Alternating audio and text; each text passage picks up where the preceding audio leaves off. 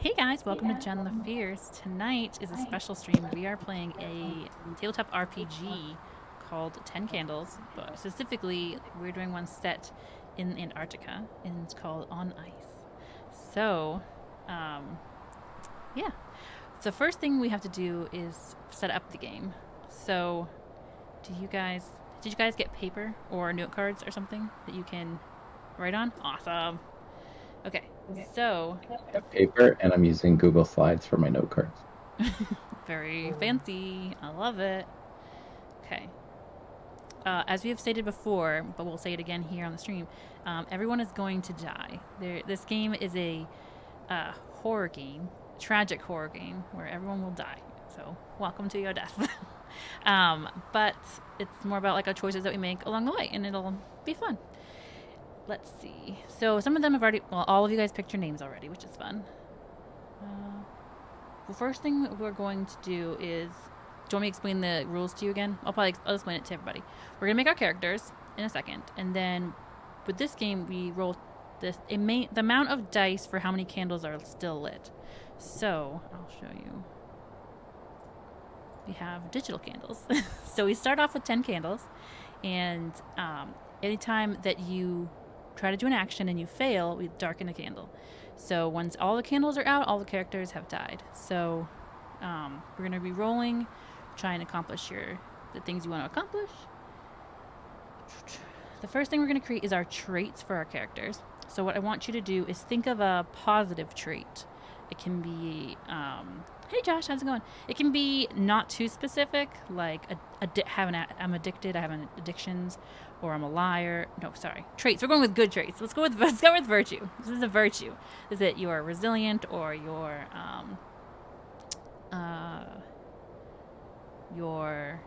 crafty, or scrappy. Think of a positive trait that will help your character survive in such a hard time.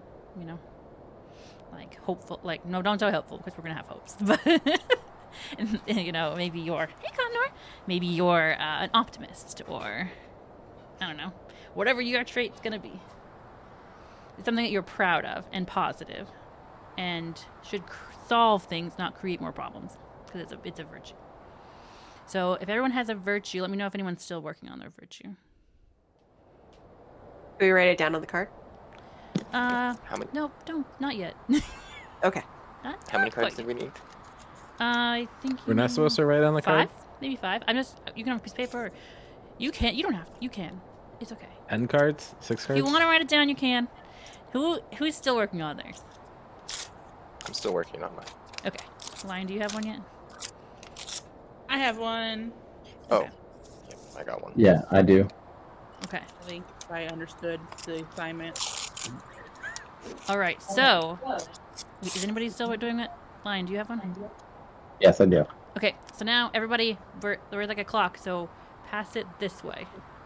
So, no, this is very confusing for my brain because it's backwards. What? Pesto, your one you made is gonna go to Lion. The Lion, the one that you made, is now Killa's. Killa's, the one that you thought of a virtue, is now Cosmo's virtue. Cosmo's virtue is Chewy's virtue. Chewy's virtue is Pesto's virtue. So please pass them. So now we're gonna say what they were so they can write it down. So let's start with Pesto. What is the virtue that you decided on? Athletic. Athletic. So Lion is athletic. That is your virtue. That is a good thing you contribute to the group. Lion, Love it. What virtue did you come up with? Helpful. We'll give the shirt off his back to help someone. So generous and like very helpful. Generous. There we go. Generous. Okay, and that's helpful, Killa. yeah. That's your virtue. All right, Killa, what'd you come up with? Optimist. Optimist. Okay, Cosmo, you're optimistic. That's Cosmo, gonna be what did you tough. come up with? I picked observant. Observant. All right, Chewy, you're observant. And Chewy, what'd you come up with? I come up with just smart, just intelligent, kind of book smart, which is funny right now. Pesto, that big brain. That's your virtue to help everybody out. Jazz can barely spell. Does street smart count? Yeah, sure. You interpret that however you want. This is going to help you inform your character that you're making. Okay. So, yeah. All right, so next thing we're going to come up with is a vice. This is a negative thing that it's a negative trait that causes problems. Like being afraid, like fearful, greedy, have an addiction, worrisome, has anxiety, claustrophobic, or rash, comes to quick conclusions, things like that. Paranoid, awkward, socially awkward, I don't know. Just something that it's not going to help you accomplish tasks.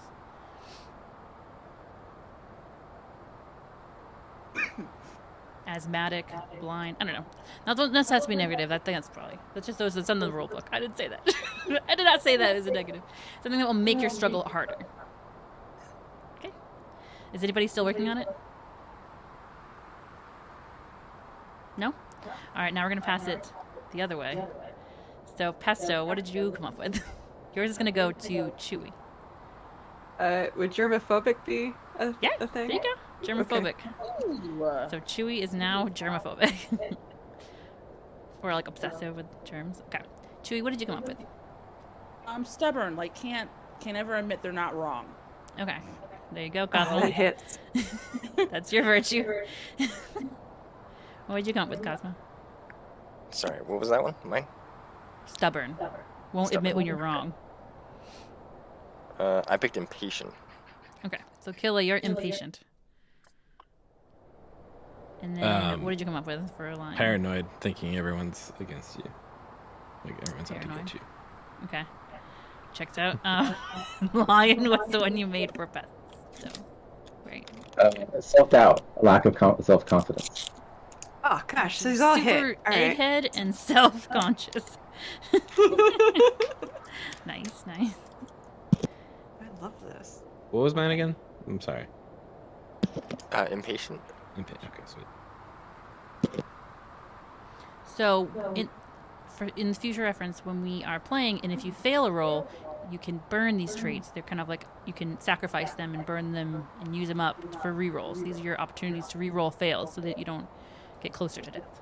So, the next thing that we're going to be making is a hope.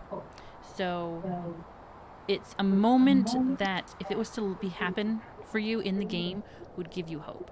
So, like, it shouldn't be too elaborate, but it should be some sort of moment that your character would want to happen. Like, if I can save somebody, if I can record a last message or make a difference, or some sort of thing that can get worked into the story and that will help your character earn a hope die, which gives you an extra dice when you roll.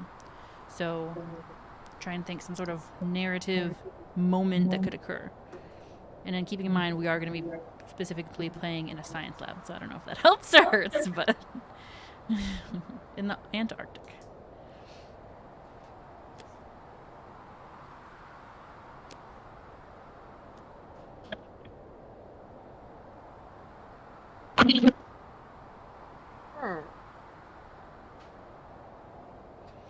And then when you're ready, you'll tell them to me, because I'm gonna have to work them into the story. So it'd be good to know.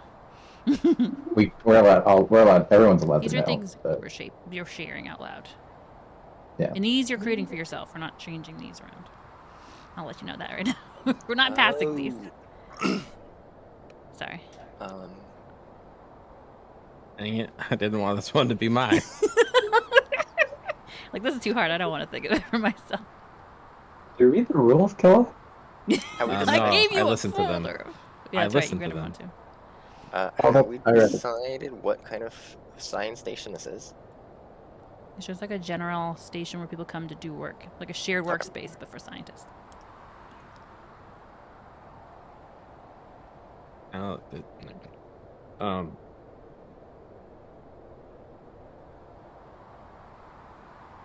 So if you know it, you can share it out to me. Does anyone have theirs for sure?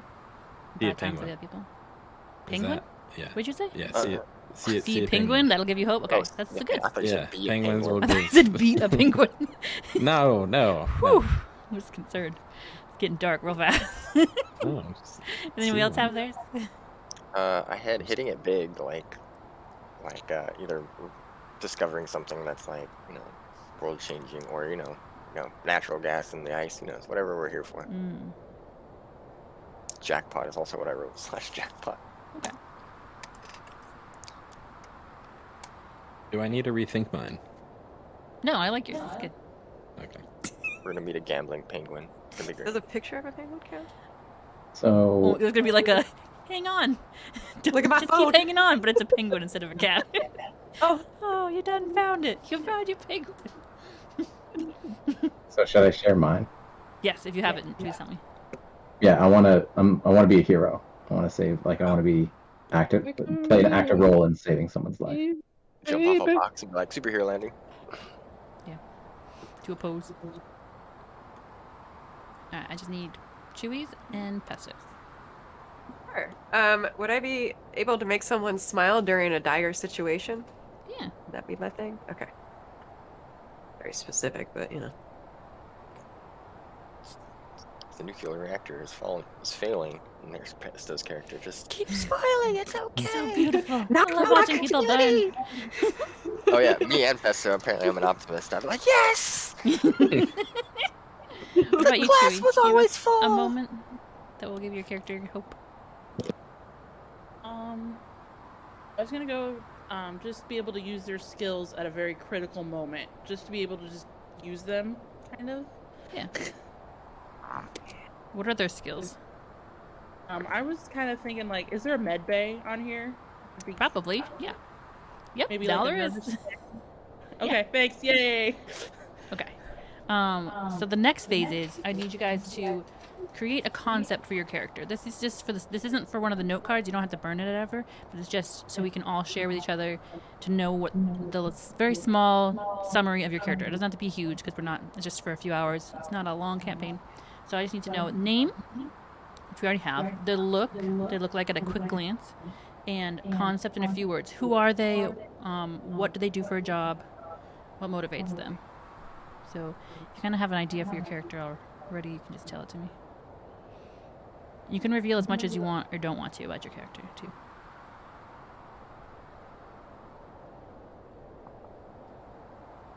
So, Killa, would you like to go first? So my character is Louis Mendel. He's a scientist. At a quick glance, he looks really soft-spoken, and he has glasses that are usually like at the very bridge of his nose, which I need these to see, so I can't always do that. But they're like always like at the tip of his nose, and he's a researcher trying to find redemption. Oh. Okay. And he wears a lot of tweed. I like it. Lots. Oh, tweed. Lion, do you want to go first next? Good enough. So I'm Rupert. I didn't come up with a last name, That's fine. so no last name. No last names are needed. And I'm a security guard for the science facility, recently assigned.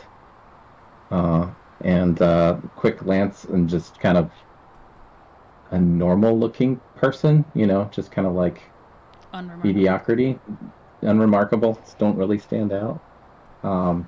Just clean shaven and keep my hair super short, like a military cut. So like a high and tight. And then I'm athletic. Checks out. That'll help you with your securitying. Alright. Cosmo, how about you?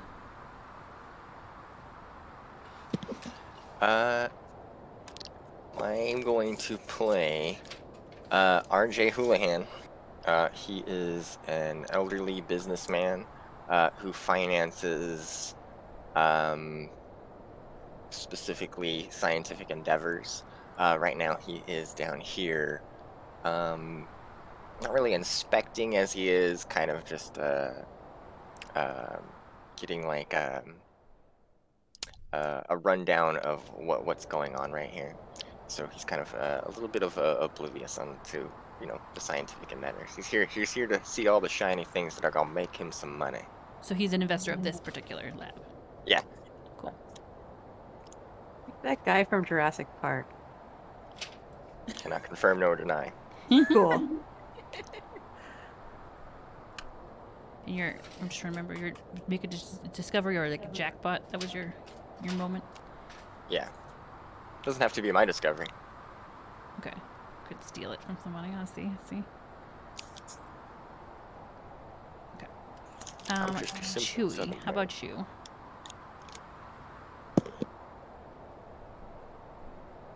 Or Bixby.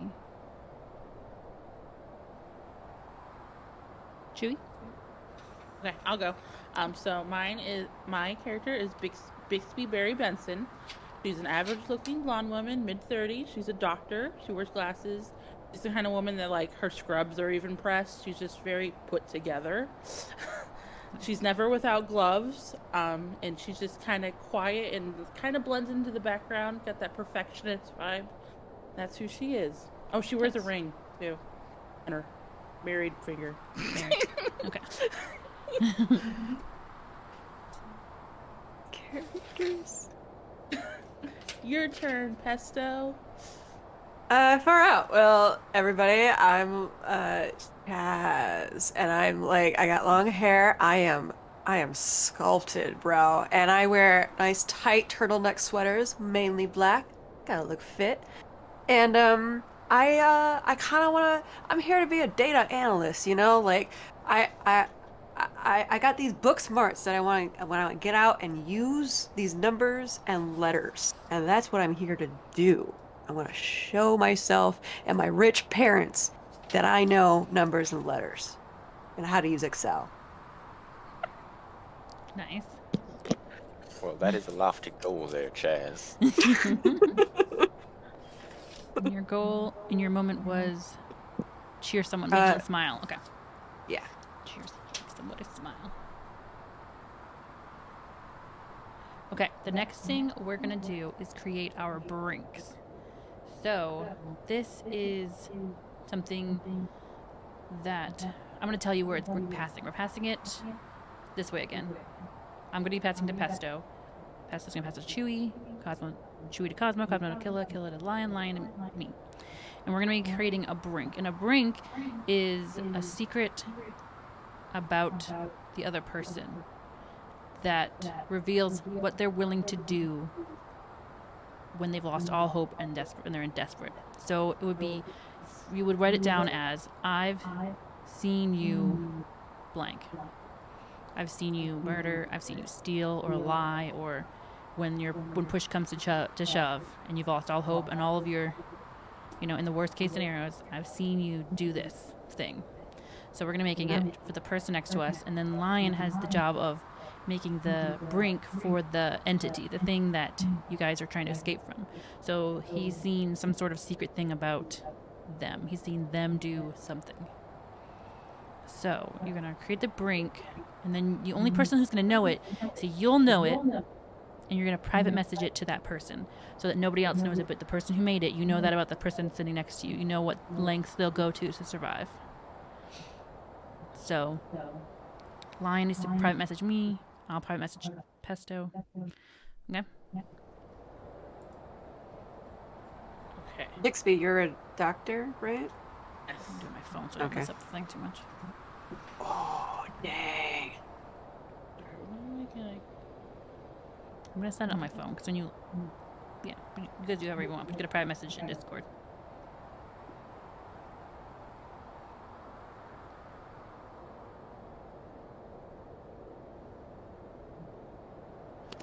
And then for yours, Pesto, it's going to be phrased, they've seen you, because I represent the entity. The thing has seen you do things. They've seen you do this thing that I'm writing down. Okay. No, the one I'm going to send to you. Never mind. You say you've seen Chewy do something. Sorry, I didn't mean to confuse you. Gotcha. Oh, no, you're perfectly fine. I am Chaz.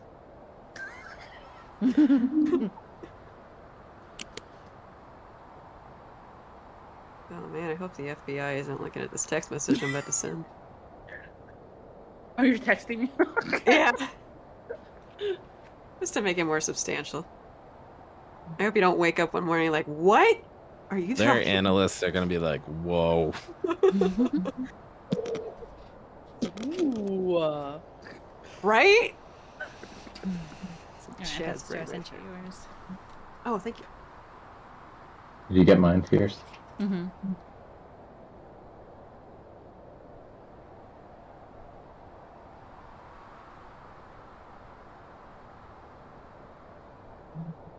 Okay. Okay.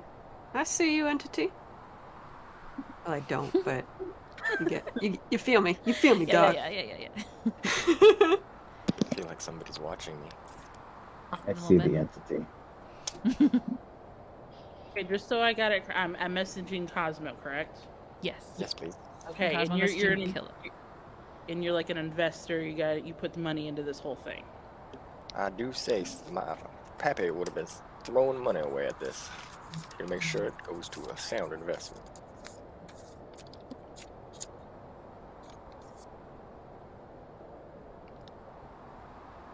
So cool. Alright, when everybody's done sending those, we are going to arrange our decks. So those 2 traits, the virtue, the vice, the moment, and the brink. The brink has to be at the bottom. But the other 3, the 2 traits and the moment, you can arrange in any order you want. But once they're put down, they stay in that order, and you can only use whichever one is on the top at a time. Okay? So you can arrange them in whatever preferred order you have.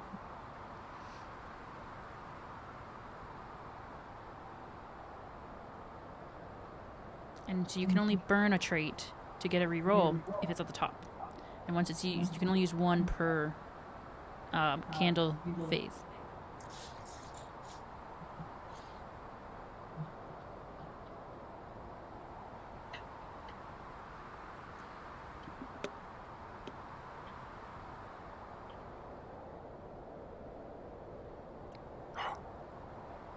Okay, does everybody have their order that they want it to be in?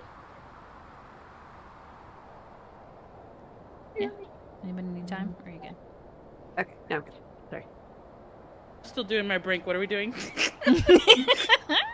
You use after you create your brink and you've sent it, then you have to stack your deck of your 2 traits, your moment, and your brink. And then but the brink has to be at the bottom because it's the last thing that goes when you've lost all humanity and hope. But the other 3, the 2 traits and the moment, can be in whatever order you want them to be. But you can only use them when they're on the top of the pile. Upside down or flipped, hidden? It doesn't really matter. You can have them face up. If we were playing normal, you'd have the brink upside down, everything else up, but we can't see each other's cards anyway, so it doesn't matter. Gotcha. Unless you flash it to the screen on purpose. You know, if you want to do that, it's up to you. And you're supposed to like work in these traits, like kind of So help. they inform your. You've seen it. After you use them, if you use them for a reroll, you can still use them to inform your role playing, obviously, and you can hint at your brink, and it can use it to inform your role playing of the character. But you still want to keep the brink a secret from everybody who hasn't already seen it, from the person that didn't make it. Just gonna get side eyes from Shui's character. All right. Let me know when everybody has stacked your decks.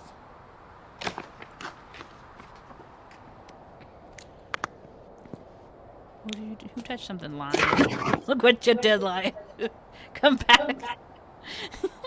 Lion, come back. Don't do that, Lion. You shuffled the whole board. Oh man. Don't do it. Okay, there you go. Play a new character there for a second. And then when we shuffle, you all have to play the other character. Incoming character.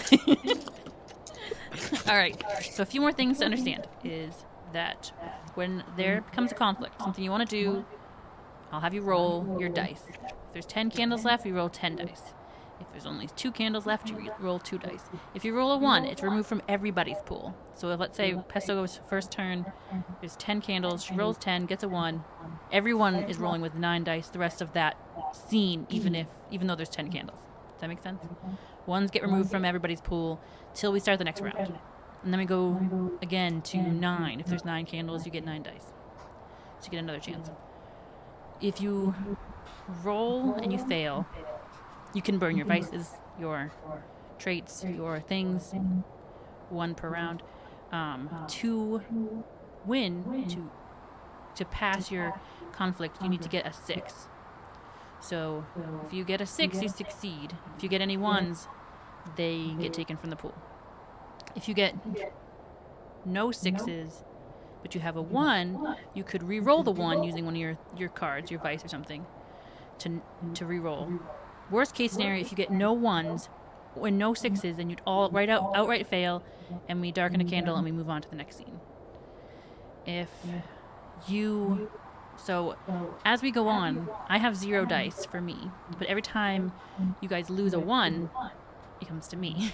So I'll be rolling against you. If we both get 6s, if I get a 6 and you get a 6, whoever has the most 6s, if it's a tie, then it goes to you because you won. But if, let's say, you get 1 6, I get 2 6s, then you succeed, but I get to narrate how you succeed. If you got more 6s, you get to narrate how exactly you succeed. But another option is, if I beat you with some more 6s, but you did get 6s and you won, you can choose to darken a candle to keep that narrative control. So you would describe how you succeed, and then you would intentionally darken a candle, and we would go to the next scene. But first, we get to describe how you succeeded. Does anyone have any questions? Don't mind answering anything. I will. Yeah, don't worry. I know I learn by playing things, so totally understand. Do we roll all the dice all at once? Yes. Except for and you'll roll a hope die too, but that's only if you succeed at your moment. So. Yeah, so essentially it just gets harder to succeed. As we go on, you'll have less and less dice in your pool, and I'll have more and more dice in my pool. So. Okay. And do we get the dice that you steal at the end of the scene? Yeah. The ones that. Yeah, because all the ones take go our back, ones. but only to the number of candles there are. Okay. Does that make sense? Yeah. Yeah. Okay. A lot of dice. A lot of dice. Yep. It's gonna get dicey. There. I'll go get the shipping box ready. Send you my dice. Brinks you can embrace with all the traits and the moments, you burn them one time and they're used up. But the brink, because you're at your last hope, if you use your brink and you succeed, you can keep on using it until you lose it, and then once it's gone, it's gone. So it's reusable because it's literally your last hope before you're done. Okay. That should be everything rules wise, but if you have any questions as we go, feel free to ask me. Okay. And then there's one more. I forgot. This is very important. After each candle is blown out, we'll do a phase called "These Things Are True" or "Speaking Truths." So we'll go around with whoever failed and whoever put out the candle.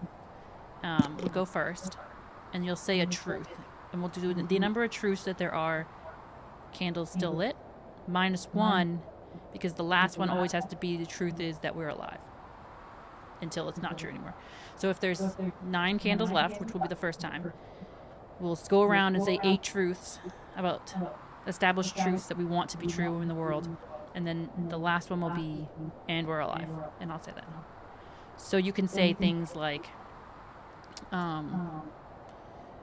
I found a flashlight, or we found a closet full of food, but then the next person could say, but it's all rotten, or but there's no bullets, or you can establish truth. So you can't say a truth that contradicts someone else's. You can't say, we didn't find the gun, but you can build on it, alter it, change it, say that it blew up in fire. I don't know. So you just can't contradict it. So.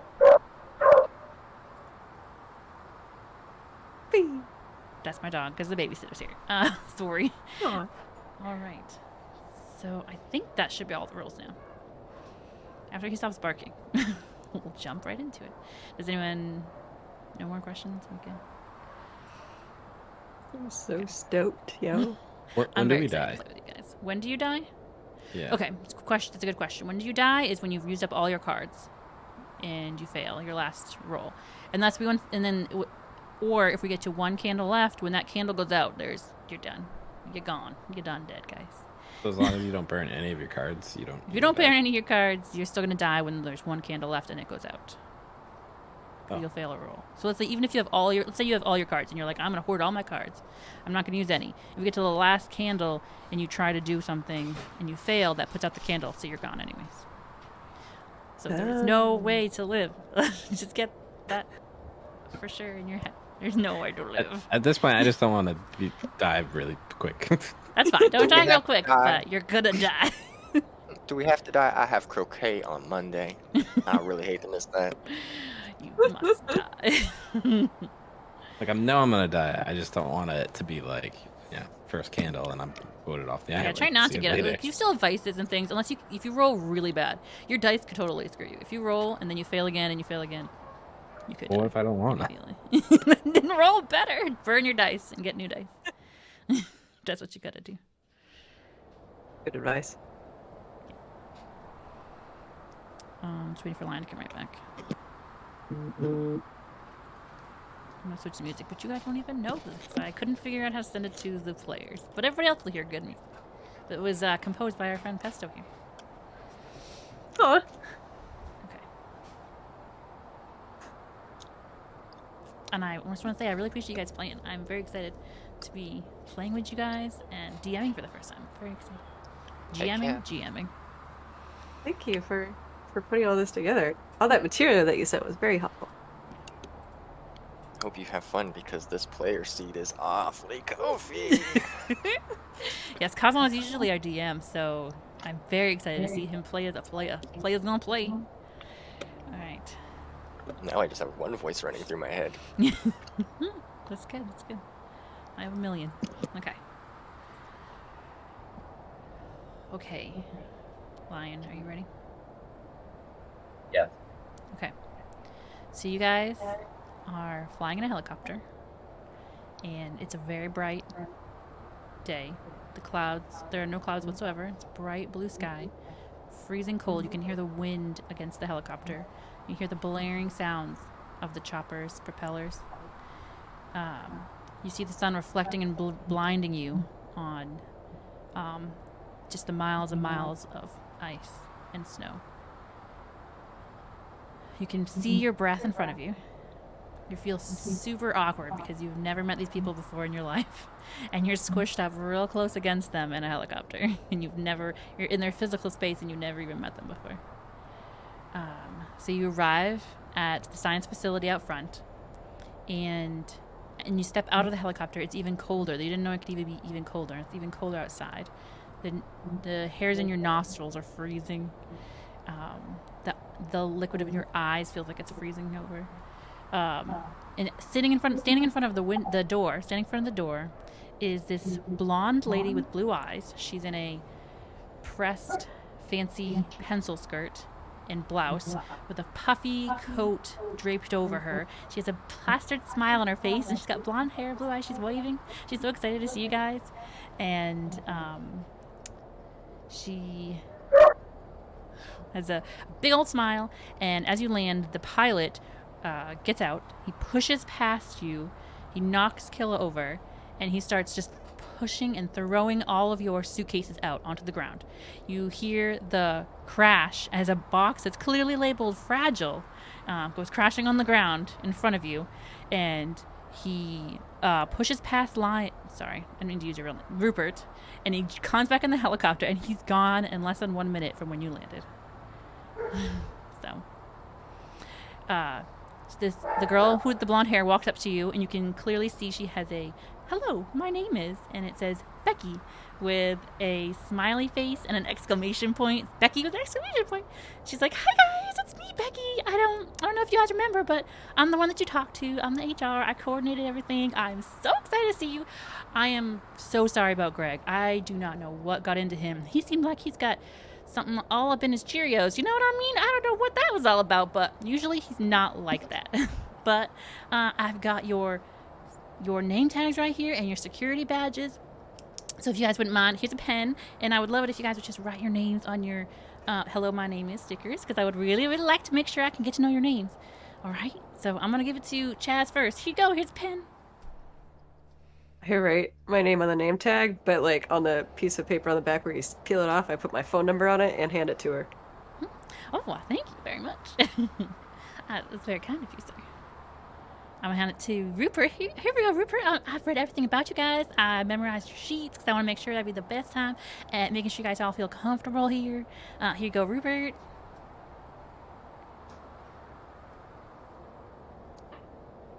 sorry. I hit the wrong button. I take the name tag, and I fill out my name, but I don't stick it on my shirt yet because I'm like looking around to see what other people are doing. Sir, you need to put it on your shirt so people know your name. Sir, please. So, and then, I Just kind of awkwardly peel it off and then put it on like the center of my chest. Oh, thank you so much, sir. I really appreciate it. Here you go, Louis. Louis. Do you like Louis or Louis?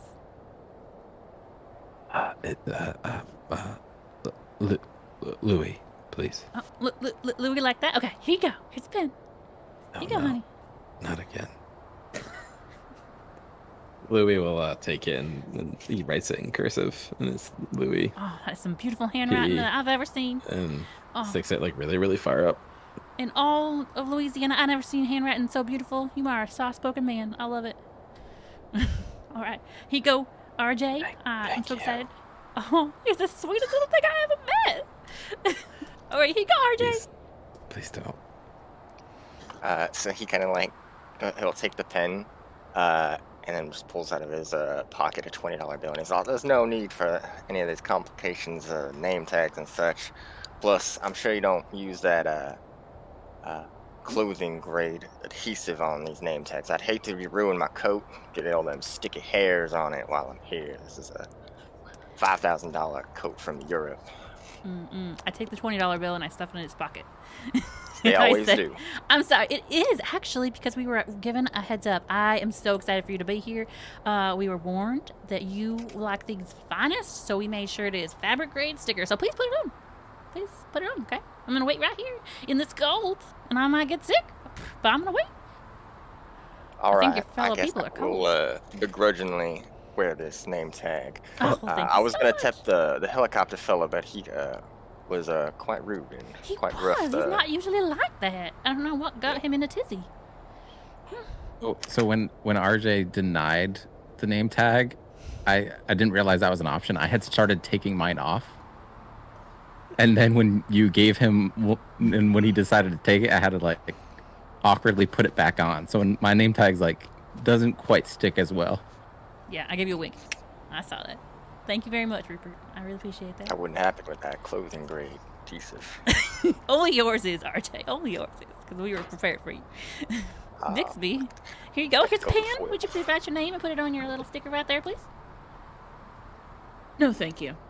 Okay, well, I'm it's not optional. I have the key here to the floor, and you can't get inside without my key. Did you know that hypothermia can set in less than 10 minutes here? Oh, then you better put you on know your that? name tag. Oh, no, I'll stand here. Okay, Oh. everybody go inside. We're going to leave Bixby outside. Let's go, guys. All right, everybody Have goes fun, inside. doctor. All right, guys, let's all head inside. All right, guys, so I'm going to make sure and take care of all of your... Bixby's outside. I'll let everybody Bixby's inside. Following. She's not doing grade school bullshit. All right, I give her an evil look, and then I say, "All right, I'm gonna make sure and take care of all your luggage and your supplies, and I'll take them to the lab." And I give him another evil look. But you guys can take your name tagged selves to the upstairs second floor to the mixer. We have a mixer ready for you guys. It's a welcome mixer for you guys to get to know each other better, and I'm just so excited that these name tags will make it easier to know who you're talking to. But you guys head on up to second floor, and I will take care of your luggage. So go on up. Excuse me, Becky. Yes. When do I meet the person in charge of this place? Oh, upstairs. Everybody's at the mixer. Everybody's up there. Okay, because I'm a security guard, and I want to get started right away. I know. I'm very excited for you to be here. Yes, we were nervous about having hired security, but I think it's gonna be a good fit. So if you guys just head on up, you guys, everybody's waiting to meet you. Everyone's real excited. They have a mixer. Okay. Are you like brewing for a fight there, bro? Security? I just want to make sure everyone's safe. Oh, that makes sense. Gotcha.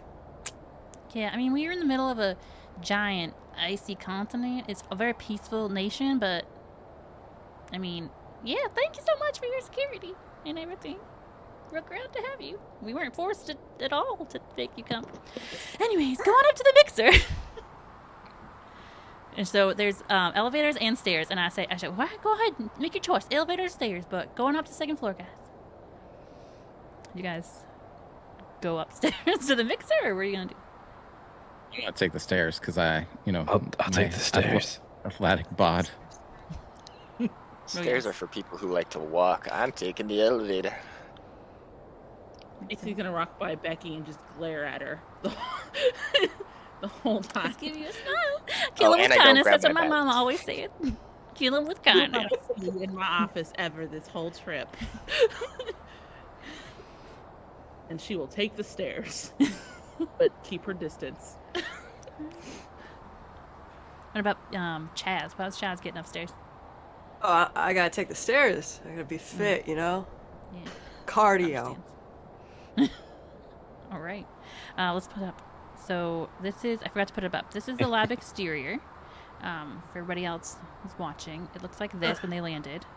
We've got two, it's like an H, and that's the bottom floors, and then the top floor where they're headed for the mixer is up the top, the middle of the H. So yeah, and now Louis gonna hold the door open for everybody.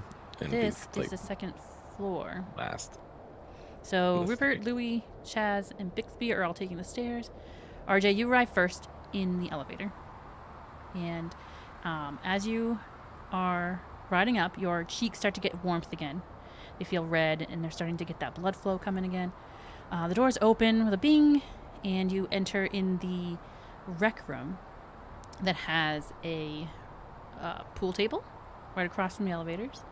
There's a foosball table, a couch with a TV, and a dartboard, all in this first half of the room for the people to have something to do, to unwind after like being separated. That you guys are here for a 6-month shift, so it's a long time. You need some recreation to cool off, and you can see through the door. There's a kitchen kind of area through the open air doorway. There's no like door on it. It's just open air.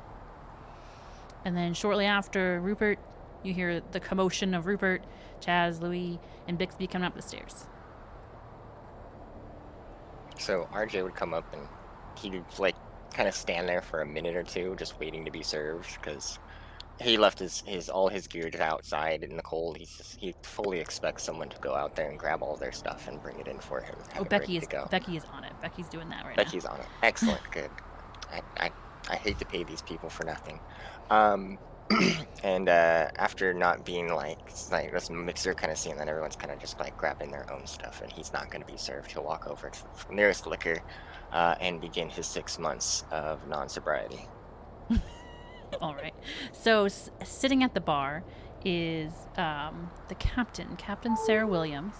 She has a name tag on that says "Your Mom." She has red hair and freckles. She's wearing like a work coveralls with a long sleeve white long john shirt underneath it. She's mixing drinks, passing them out, and she has a glass of whiskey herself that she's nursing as she mixes drinks. And she says, "Hey, how's it going, Sarah? Welcome." It's did you write your name on your name tag, or did you just put on the sticker? Did RJ write his name? Yeah, I said I picked up the pen, so yeah, he'll write his name. Hey, RJ. Welcome to our science station. My name is Captain Sarah Williams, and it looks like you're one of the new people here. Would you like me to mix you a drink? You look like you've got some fine taste. Yeah, what can I get for you? Please. The finest scotch you have. All right, this is the one thing we keep well stocked. So yeah, I'm gonna get you the good stuff. All right, and I want the best ice you have on this continent. The best ice on the continent? You're stocked. I know you're stocked well. Oh yeah, so that we've got plenty of ice. All right, so she pours clinks in some ice into the glass, pours you the best scotch we've got, which is like a nice. That's the one thing she makes sure to keep stocked is the bar, because she knows to keep them happy for being here 6 months when they all get claustrophobic and get tired of each other. She makes sure to keep the spirits flowing, so she gives you the really quality scotch. Excellent. No plastic bottles here. Oh no.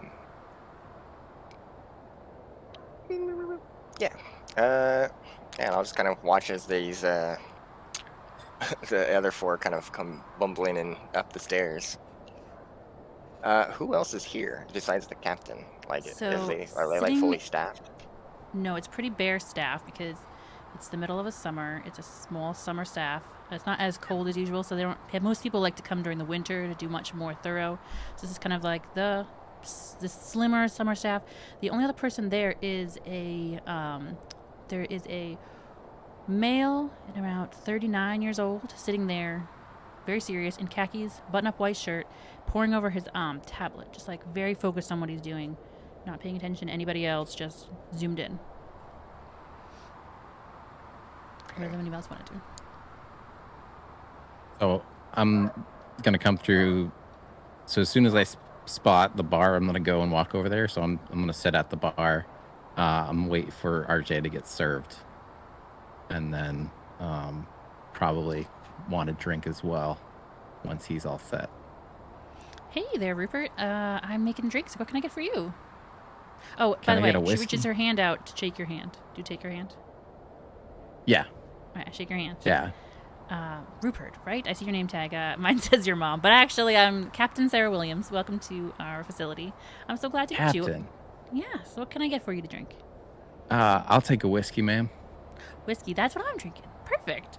So she pours you the same kind of glass, same whiskey she was drinking. Here you go. Whiskey, man after my own heart. I love good whiskey. So thank you, ma'am. What, I was just wondering. What's your role here? What's your what kind of scientist are you?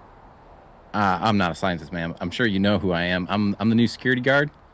And I was wondering when I'm gonna get my badge, and my gun. When am I gonna get my gun? Sir, yes, I wasn't very thrilled about them adding security, but I understand sometimes. But actually, this is a peaceful continent. We don't allow guns, so you'll be getting a taser actually. And she reaches in their back pocket. She's like, "I was waiting for you to come," so she passes you a taser. I'm sorry, that's the best you can do. Slightly disappointed, but like I'm just happy to have something that makes me that gives me like a weapon that I can use against others.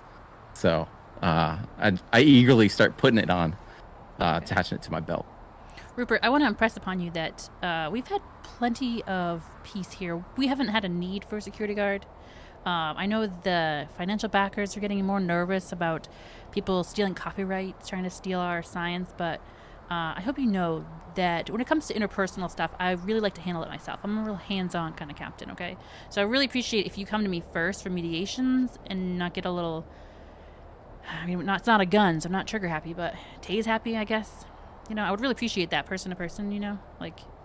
You don't, ma'am. I'm here to help, and so you don't have to worry about any of that with me. I'll run everything by you.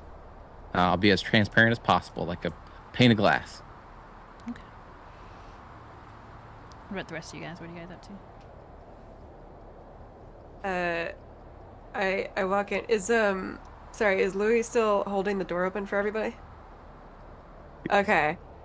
And the moment that I walk in, I see the foosball table, right? Mm-hmm. Okay. I'm like, and I just hit him on the chest, like, bro, they got foosball. You know that stuff that was invented during the Spanish Civil War, dude. We should. You wanna? No, please. Oh. Eye-hand coordination is not.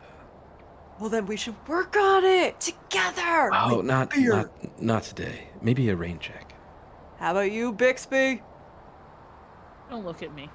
Oh shoot, I don't know your name. Sorry. All right, I won't. All right, good, fair enough. And I walk past the bar, just kind of steal a bottle of beer randomly, and I continue foosball and just play with myself. All right, so Chaz is just having a great time playing with that foosball table, and all of a sudden, you see from the corner of your eye, something flashes in front of you and jumps up onto the foosball table. And it's... Where'd it go? A fluffy kitty! This is a cat. And you're like, what? This giant cat jumps on the foosball table and starts playing with the ball, trying to get it. I keep playing. I'm like, this is delightful. And it just keeps chasing it. Does the cat have like a name tag? Then the captain, Sarah Williams, yells, she says, "Hey, Rosalind, stay out of their way." She walks over to you and says, "I'm so sorry. This is my pet cat, and usually you're not allowed to bring domesticated animals to Antarctica. But I made, paid some high up people, and please, we're trying to keep it under wraps. But this is my cat Rosalind. I named her after a famous scientist. She's pretty awesome. She keeps me company and sane after these long shifts. But yeah, I'm sorry. Is she bugging you? Do you want me to take her off of the foosball table? What? No, she's so fluffy. I know. That's what I love about her. I like that in a cat. Yeah. No wonder why she keeps you sane, dog. Did you want to play around? Sure, I'll play around with you. Yeah. Heck yeah. So she starts playing with you. You are legit cool. I'm sorry, what was your name again? My name is Sarah, and I'm the captain, actually. Actually, I'm your mom. Your mom No. and also Sarah. I get that joke. That's tight. Yeah. But, Cool. yeah, so nice to meet you. And what's your name? She's going to reach out to shake your hand. I take my aviators off and pocket them. Chaz. Oh, nice to meet you. She Yeah. salutes you back. So is this what there is to do around here? Like just a foosball table and stuff? Yeah, this is just kind of get to know each other. This is like a common area later for just chilling, but I thought we'd have a little mixer, get to know you guys a little better before we all start our work, That's cool. Yeah. That's cool. That's all I got. I'm just gonna keep playing. Okay, Becky comes popping in through the door. She took the elevator, and she comes on in. She's like, "Oh, good, you guys are all mixing, getting to know each other. Has anybody met Dr. Dan Stevenson yet? Have you guys been met Dr. Dan Stevenson yet? Anybody? Has anybody met him? You must come with me." She grabs Louie from the door, and she grabs Chaz, and she starts leading you over. She said this, and it leads you to the man sitting at the table with the tablet, and he seems very annoyed. He's like, rolls his eyes as she comes over. She's like, "This is Dr. Dan Stevenson. He is from the last batch of 6-month people, and he made an amazing discovery. He won't tell us what it is, but he made some sort of big discovery, and they decided to let him stay on for another 6 months. That is unprecedented. Nobody gets to stay that long. But he's on some sort of big breakthrough, but he won't tell little old me. Maybe you guys can get him to tell you, but he won't tell me. But you guys should meet him. He's the smartest man I've ever met. And I've met a lot of men down there in Louisiana. So, you guys enjoy." And she dismisses herself to go get a drink from the bar. The And he door says- slams in Bixby's face. Yeah, I'm so sorry about her. I'm just trying to work on my stuff here. I'm not trying to be like a gossip girl, not tell you guys what's going on. It's top secret, research for the government. I'm not trying to keep you out of the loop. I don't know what Becky's talking about, but welcome, I guess. And he goes back to his tablet. Yo, what you a doctor of? Science stuff. No, anyways, you wouldn't understand. Sorry. And he goes back. He's like, I can tell you don't really spend a lot of time with books, so I'm just gonna get back to my work. Yeah. You're probably right, actually. And then I kind of slowly walk away defeated. There goes And my his name tag says Dr. self-consciousness. Dan Stevenson in like doctor script, like very scribbly. He doesn't have time to finish writing his name. Like a doctor. A doctor's right. So he's at a table. Mm-hmm. Is there other chairs at that table? Yes. I'm gonna put this back up. All right. I'm sorry, I So- covered it up with the cat because she's so cute. Oh, so cute. There you go. So He's at one of these Rupert's- round tables. I'm assuming Rupert overheard Becky mention that Dr. Dan Stevenson. That's his name, right? Dan Stevenson. Dan Stevenson, yes. Yeah, Dr. Dan Stevenson is working on something top secret. Mm-hmm. So Rupert's gonna go over there and sit down. He's like, "Hey, Doc, you don't have to tell me what you're working on. I think I know what you're working on, and all I want to know is what's where do you keep it in the facility?" My work. Keep it in the lab, of course. Right. Where in that lab? Because I just want to protect it. I just want to make sure it's safe. The biggest lab. They gave me the big lab because I'm working on the big stuff for the boss. But what are you talking about? Who are you? I know about the sky ice. What? Excuse me, sir? Can you say that again? The sky ice, the blue ice, the firmament. That's what you guys are studying here, no right? idea what you're talking about, sir. I'm sorry. Have you- Did you watch that on a cartoon or something? This is real science we're doing here. The ice that you get from the wall, the ice wall. What? What ice wall are you talking about? This is not Game of Thrones, sir. There are no walkers here. This is a serious science facility.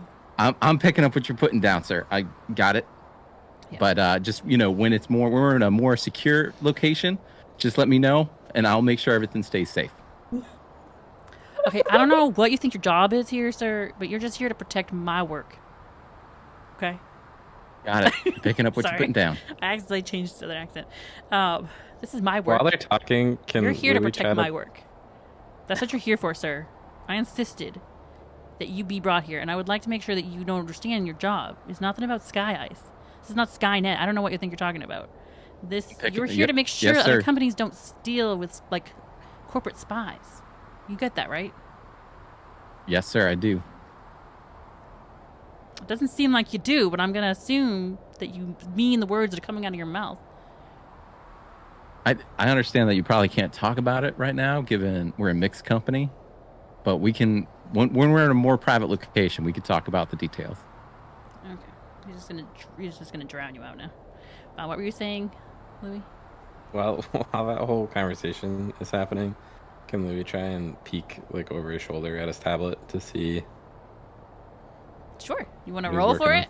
Let's see if you can see it. Sure. Oh Let's see. no! Roll your 10 dice, sir. Let's see what you get. I'm so scared. Roll it. Roll it.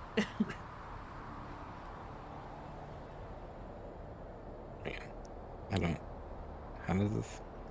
Just take 10 dice, and they gotta be 6-sided dice. 10 of them. Roll them. And let me know if you get any 6s or 1s. Okay, I have a 6. I have 0 1s. Okay, so you succeeded. And you get narrative control because I have no dice. So, tell me what you are doing and how it happens.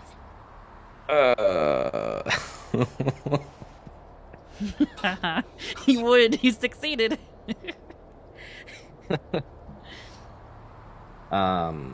Louis sees that he is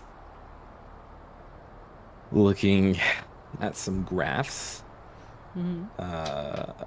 looking at some like biological data, just observing different like growth and some curves with pH and dissolved oxygen and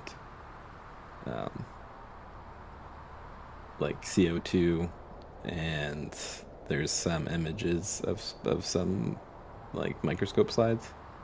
Okay. Cool. Good job, you did it. Is there anything else anybody else wants to do at the mixer? Oh, and also, while you're sitting there, looking over his shoulder, how close are you when you're sitting there, looking over his shoulder, look at the tablet? Like, not super close, but like angled in a way, since he's sitting down and Louis still standing up, that he can like get like, so like not like right, like not breathing down his neck, Yeah. but far enough away where he's like within eye shot and earshot of the whole Rupert and Dr. Stevenson. And Rupert, how close are you? Isn't he sitting You down? sitting next to him? He's sitting down next to him? That's you, Rupert. How close were you? I'm sitting there right at the table with him, with Okay. with Dr. Dan Stevenson. Okay. All of a sudden, Dan starts coughing, having a coughing fit. Like, he choked on his drink a little bit. And he coughs. And he's like coughing.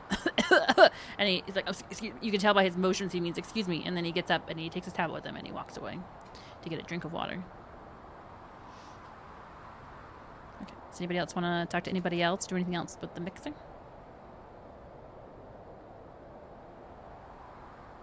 Louis would like to try and beckon the cat. Like, he's gonna go like stand back in the corner of the room and like try and like get the cat to come to Okay. him. All right, roll for it. No. Roll for the cat.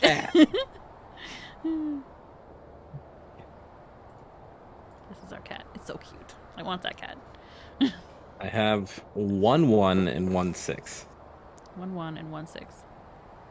Okay, so That means anytime anyone rolls from now on, we'd lose a die. So we'd be rolling with 9. But you succeed. So you beckon the cat, and it comes over to you, and it starts rubbing its legs against your... rubbing its head against your legs. And what does Louis do? Does Louis like that? How does he feel about it? The cat. Louis will pet the cat and like check the collar. Okay. It has a collar that says Rosalind. It's emerald green. It's very pretty. He'll say to himself, "Should have won a Nobel Prize." Nice. And then she starts licking your hand.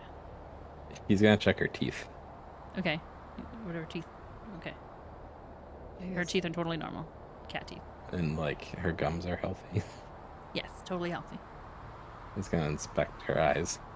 Her eyes look totally normal. They're very pretty. I'm so glad and they look you're at you not very like longingly. They look like, oh, pet me. I've dissected so many of you. It's nice to see you alive, and glad you're not a lab cat. And she likes the soft tone of your voice as she meows. And she's like purring, really deep purrs. She has no idea what you're actually saying, but she likes the tone of your voice, so she purrs. And she follows you around the rest of the night at the mixer. Okay. All right. Now, at the end of the mixer, and Becky comes up and makes sure to tell you all your sleeping assignments. We're limited on our resources here, and with RJ here, he demands to have his own room, so you know how it is. So we're gonna have you guys matched up with Pesto. Nope, sorry, your name is Chaz. Chaz, you're gonna be roommates with Rupert. Rupert, you're gonna be roommates with Chaz. Louis, you're gonna be. God. Louis, you're gonna be rooming with one of the custodians, and Bixby, you're gonna be rooming with the. I guess you get a room by yourself because the captain's not gonna want to share with anybody, so you got a room all to yourself. Okay. All right, so you guys took all your luggage to your rooms. If you guys want to go to bed, get some sleep, that'd be really great, you know? Okay. What's the can situation here? Like, The do what? I have to, you know, plastic sorry, bag what? this situation, or what's the can situation here? You know, I'm sorry, what do you mean? Like cans of. Like snow cans? What are you know, talking about? the poor boy excreting needs. things I've eaten and drunk into a He's wondering if container. he needs to dig a hole outside and rip off one of his sleeves, if you know I'm what I sorry, mean. do you not know that this is a, high level lab? So you have like a space toilet around here There's- somewhere, right? yes. Yeah. I mean, there's a washroom right here. In this, Perfect. right across from the elevators, in this blue over here. That's a bathroom. And then downstairs, the ground level, the purple rooms are the bedrooms, and then there's high-end, state-of-the-art bathrooms on both sides of the top. The blue ones at the top, and the bottom. Those are the washrooms Sweet. with showers. Very fancy. The green ones are the science labs, and then there's a washroom on that side too. So Oh, gotcha. yeah. So your can situation is you can do it in the bathrooms. Do not do it in the hallways or the science labs. Thank you. That would contaminate the science labs, but you can do it in the bathroom, in the toilet. Far out, man. All Thank right. you. I'm glad we discussed that. That's an unusual question. I don't usually get that kind of question. Does anybody else have any questions about your rooming situations? No? All right. Well, have a good night, guys. I'm so excited to have you all here. Okay. So, you guys all go to bed in your rooms. Louis, you wake up in the morning, and it's pitch black. Do you have any sort of watch or any way of telling the time? Yes. Okay. So you look at your He watch, wears a watch. and it says it's 7 in the morning, and you being a scientist, you would know that it's summer, and even though it doesn't stay up long, the sun would be up by now, but it's pitch black. And you can hear the sound of wind, and you look out the window, and it is snowing. Heavy, blizzard-like snowing, and it's pitch black outside. What do you do? Is Louis still with the custodian? Yes, he is asleep in his bed. He's gonna try and wake him up. He's like, oh, what's going on? Why is it still so dark? I don't know. What time is it? It's nighttime, sir. What are you talking about? It is not nighttime. It's 7 in the morning. Well, okay, cool. Thanks for letting me know. And he rolls back over to go back to sleep. But wait. If it's the summer, the sun, it should be always in the sky. What, sir? Why are you mumbling about? I'm trying to sleep. Why are you mumbling at me? It's not time to sleep. It's time for me to sleep. No. What? No. He gives up. Okay, what do? Do you stay in the room? Do you keep Does you don't the wanna wake him up? custodian have like a different security card? Yeah, you can get into closets and things. He's gonna. Can I borrow this? So, He doesn't answer. can I you, he's borrow? asleep again. Okay. He's gonna take it. Okay, roll for it. See if you can take it. Your dice are too good. Down to 9, right? I got 2 1s and a 6. Yeah, down to 9. 2 1s and a 6. So you take away 2 of them. You succeed, but now you're at 2, 4, 6, 7 dice, right? Okay, so you successfully get the card. Now what do you want to do? Which room is Louis in? He is in the room across from you with... Oh, sorry. I thought you asked where Rupert was. I forgot who your name was. You are in... Let's look. Ground level. You're in this first one. If you come through the hallway and take a right. So it's the first one in this corner on the right. Okay. Is there like intercoms in the rooms or? No. Okay. He's gonna like open the door but see if anyone else is awake. There's nobody in the hallways.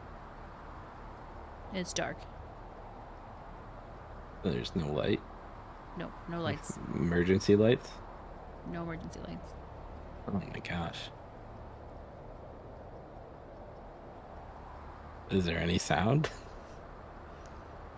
Just the sound of the snow and the wind outside. Okay. And then in the distance you hear a faint meow. He's gonna beckon for the cat. Okay, roll for it. He's like, See if it comes.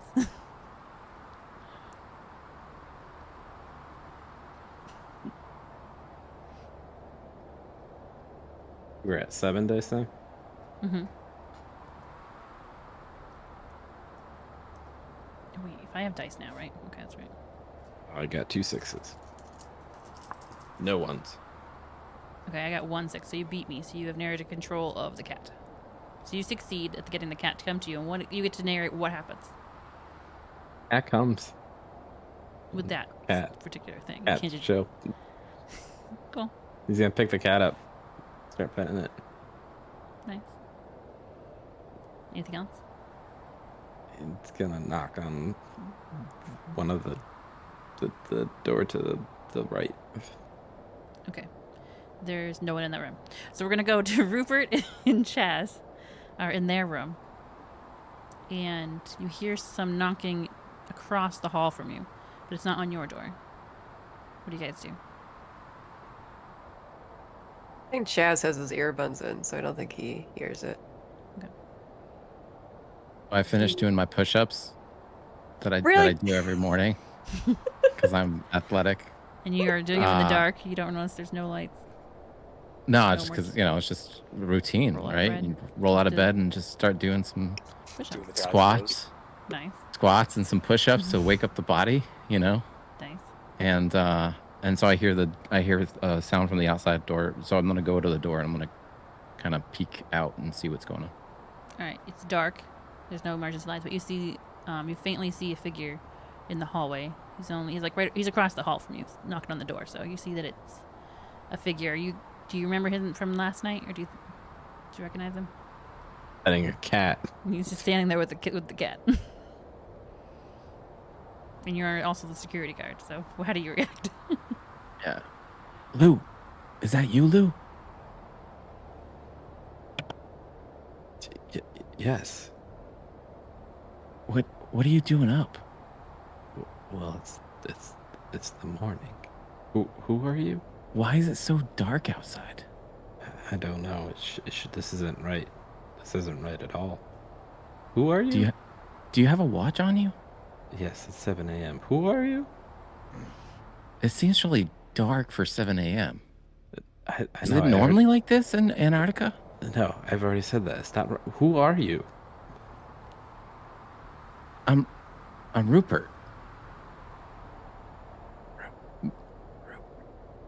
Dude, you were like squished up against me in the helicopter. That was a really long ride.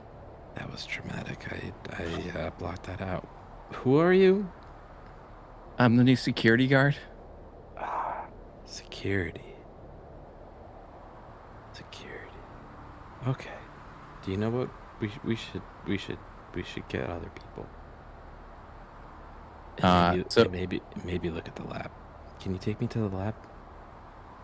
I'm gonna kind of just like lean back into the room and be like, "Hey, Chaz." Look, yeah. See if I can get Chaz's attention. And sir, where's your shirt, sir? Hey, Chaz, I think there's something going on. It's really dark outside. It's 7 a.m. We're gonna go try to figure it out. I'm gonna put a shirt on and then get back out into the hallway with Louis. Just a shirt, no pants. That's peculiar.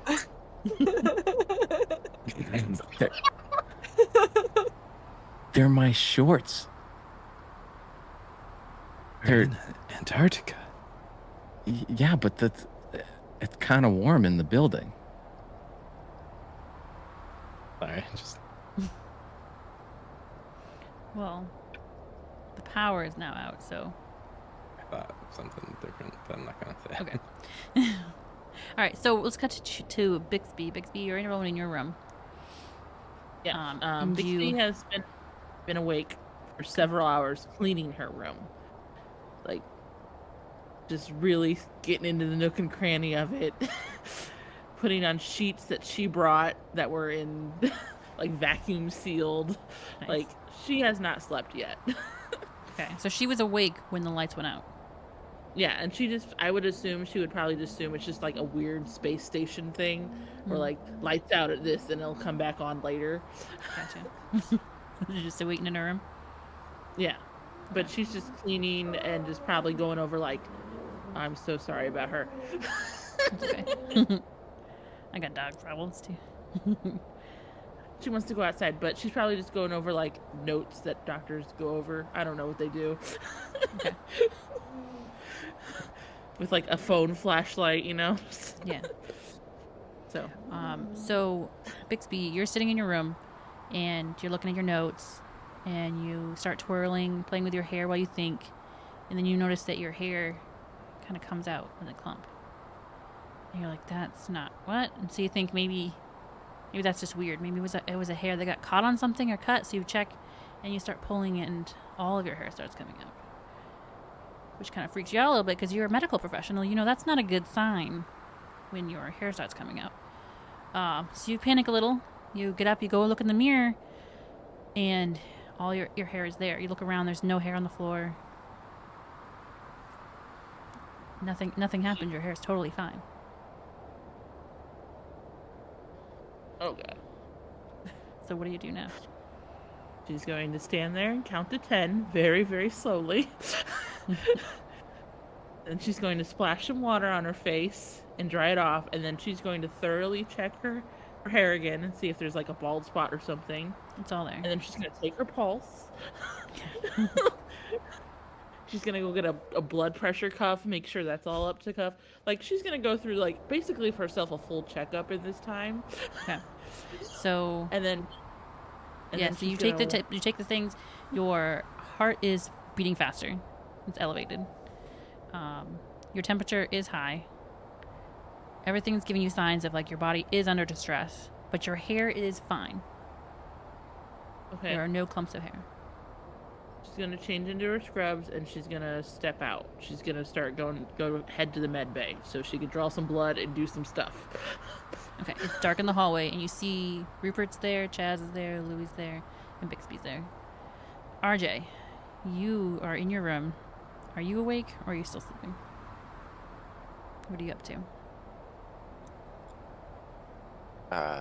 Well, if the power went out, then my relaxing whale sounds that put me to sleep is definitely turned off. I'll wake up like, Alexa, what time is it? Alexa does not answer. Jim's! And then I realized that Jim's butler is not there, somewhere else.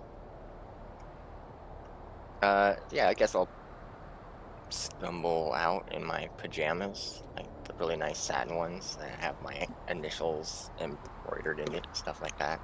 Gold cufflinks. Is RJ your initials, or is it RJ? Is your initials RJ? Would that be on the initials? Let's go with yes. Okay. All right. One just says RJ, the other one says initials. Okay.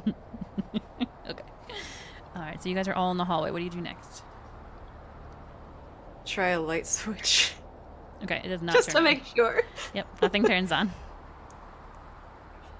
Yeah, the power's out, y'all. Just that you should know. I swear, I financed this place. You think that they would be able to afford the electric bill? Yo, This do you is know what supposed the to- inventory is around here? Do you know they got flashlights? Yeah, where's Becky? Becky! Oh dear. Oh, can we not bring her? Becky does not answer. Nobody answers. Which Are one we of all- you is new Becky? Security, do you have a communication walkie-talkie? I begin to just like tap myself, and then my hand rests on the taser, and that's it. I was like, no, I just got here. I didn't even have orientation yet. They didn't even tell me, what are all the things that my badge can Orientation is the open. mixer. But I could assume my badge will open up anything. So we can just kind of walk around here and see if we can find a generator or something we can kick to try to get started. Are we all together in the hallway now? Mm-hmm. Okay. Bixby's just gonna kind of generally ask, has anyone felt weird this morning? Feel weird every morning. I'm fit as a fiddle, ma'am. Can I Older check than I in? like. My Can- knees can still creak like a haunted house, but sure. Would someone be a volunteer for a quick second? Uh-huh. Oh. I mean, if you want, Chaz, you can help if you want. I just, I mean, I don't want to take your bait here. It's okay. I'm here to help. That's all. Oh, You know. for real. You So legit. Bixby's just gonna go up to Rupert and ignore Chaz. And she's just gonna check his temperature and pulse real quick. They are also elevated. And so he feels just as warm as I do. Mm-hmm. That's And why then I'm as you're wearing checking shorts. him, Bixby, your stomach growls and you realize you are starving. You feel like you haven't eaten in such a long time. And you think about it, and you rode on the helicopter, you did have a drink, but you didn't really have anything to eat. You're starving. Did you guys hear that? Sounds like a leopard seal is inside the building. I heard it growling. Sorry, that's me. I haven't eaten in 48 hours. Oh my gosh. I reached my back pocket for like a protein bar that I suddenly proceeded. Okay, well, it's kind of dark. It's really hard to tell who's who. I know we just spent 16 and a half hours on a helicopter. Who are you? Who are you? Oh yeah, that's right. You're Johnny Law. I remember that voice. I like that song. Johnny. Johnny who? Yeah, Johnny Law, white coat, surfer guy, and then angry medic. That's the four of you, right? Oh, and Becky. I forgot Becky. Remember her name.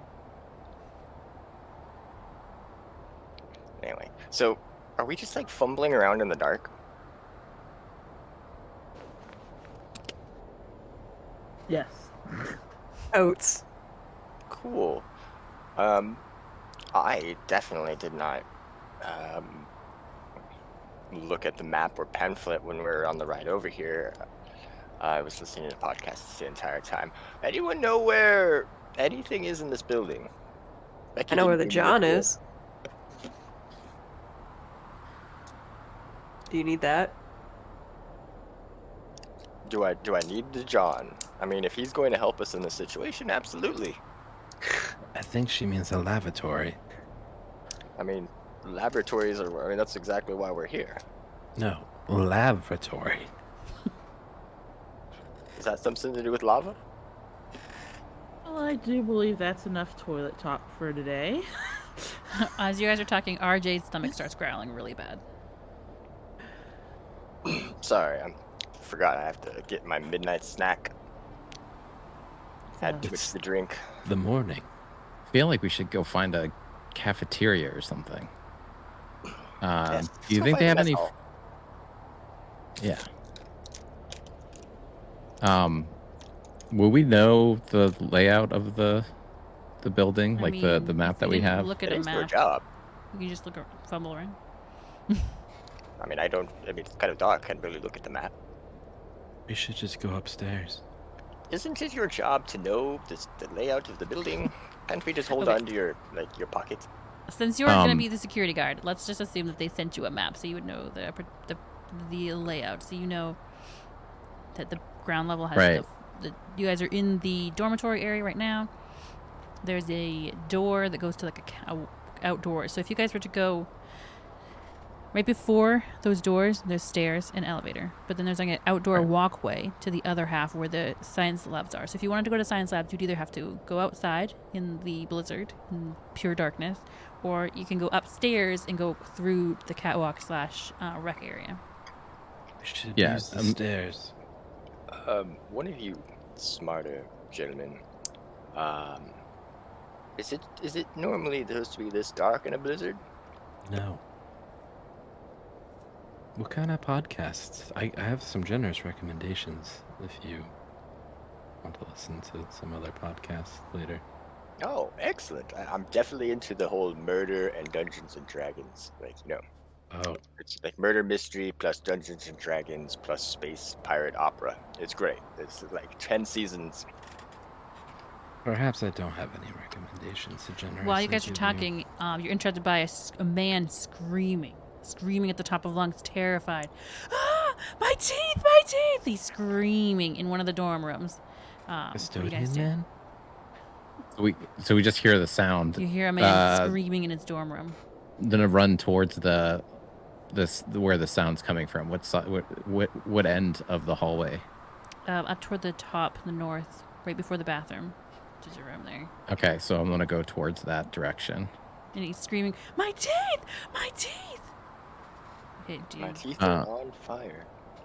I'm gonna find out which room it's in and try to bust through the door. Okay, roll for it. How many dice do we have? 7. Can I try and help him? Can Louis try and help him? There's no helping in this game. Good try, though. So I got the 1 facility 6. the facility is getting colder, right? It's just our temperatures keeping us kind of warmer. Like, okay. no I got 3 electricity. 1s and no 6s. 3 1s and no 6s. Do you want to burn anything to re-roll the 6? I mean the 1s. You can burn 1 trait and re-roll all of the 1s. All right, I'm gonna Or you burn can a just trait. wait. So you got no 6s, right? Right, No. no So 6s. this will either be a fail. You can just accept the failure, and we go to the next scene, or you can re-roll all the 1s by burning a trait or whatever's at the top of your pile.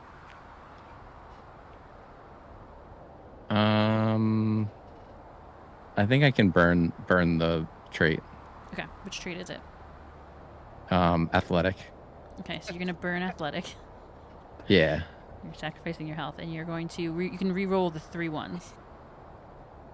Never dump Constitution.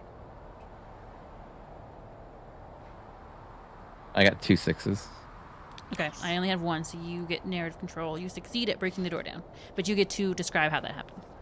Yeah, so I go to basically throw my whole weight at the door. And the first attempt, it doesn't open. And so like I hurt my shoulder pretty bad. And so then I just go and try to kick the door open. So I kick it where I'm focusing right on the handle. And so the kick goes through and the door opens. What was the thing that was on the top that you burned? Athletic? What is showing now? Is it your moment or your vice? Hero complex. My moment. Your moment. Okay. Yeah. Okay. So you run in, you bring the door open, and he is sitting in the.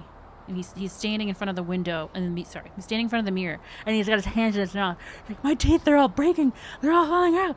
Oh, my teeth are breaking. They're all cracked. They're all breaking. And he's freaking out. What do you do? Does he have, are his teeth falling out? No, they're totally normal. He's just completely freaking out and convinced his teeth are breaking. So I'm going to be like, your teeth are fine. Your teeth are fine. What are you doing? And I'll approach him. I'm like, your teeth are all there. Like, you're okay. He pushes you away. He says, no, my teeth. What kind of doctor am I with no teeth? This is Dr. Dan Stevenson. He is freaking out because his teeth. He's like, I paid for these teeth. These are veneers. He's freaking out. He's like, my teeth. No one take me seriously. All my teeth are breaking. All my teeth. So what's in the room? Is there like a dresser? There's a dresser. There's a bed. Yeah, there's a dresser with his belongings, a small desk to study at, and a bed. I'm gonna try to grab. I'm gonna open up the dresser, see if I can find something to gag him with. Okay, roll for it. So we're still at 7. You trying to be a hero? Yes, you're still at 7. You didn't lose any because you rerolled. So I'm gonna roll my 3, and you're gonna roll your 7. Oops, hold on. So I got 2 6s and 1 1. Okay, you can't burn any more traits, so that 1 gets lost. That 1 dice. And you had 2 6s, and I only had 1 6, so you get to narratively describe how you gag him.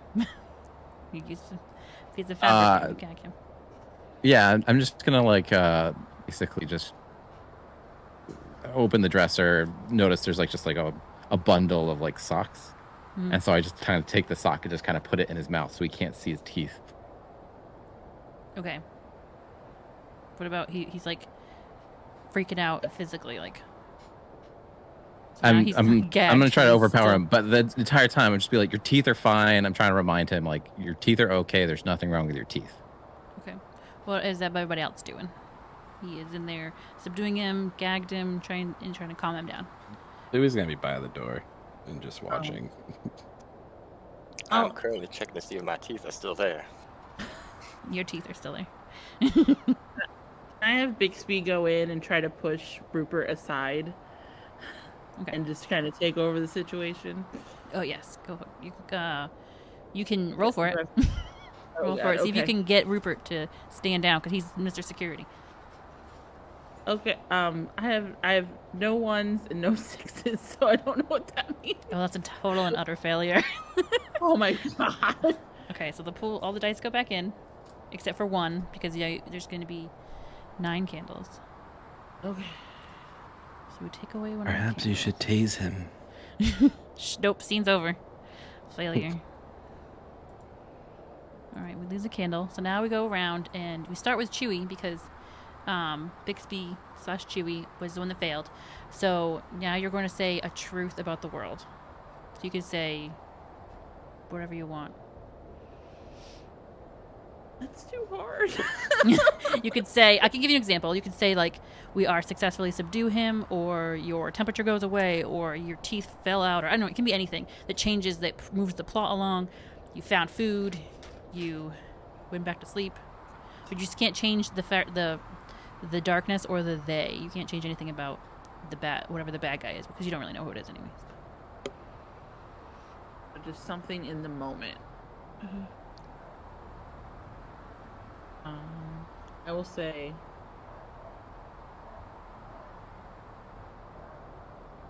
can I say that his teeth actually do start to fall out? Yeah. Okay, I'm going to say that's one one or truth. two start. All right, Cosmo, you have to say a truth. It can't contradict, but it can build upon the previous truth. Oh man. I was gonna go something good, but now that's even better. It's like, it sounds fun to be mean. Dang, I was like, RJ eats a kudo bar he found in his pocket. That's good too. Yes, RJ eats the smuggled kudo bars. Okay. That he finds in his pocket. Nice. Killa.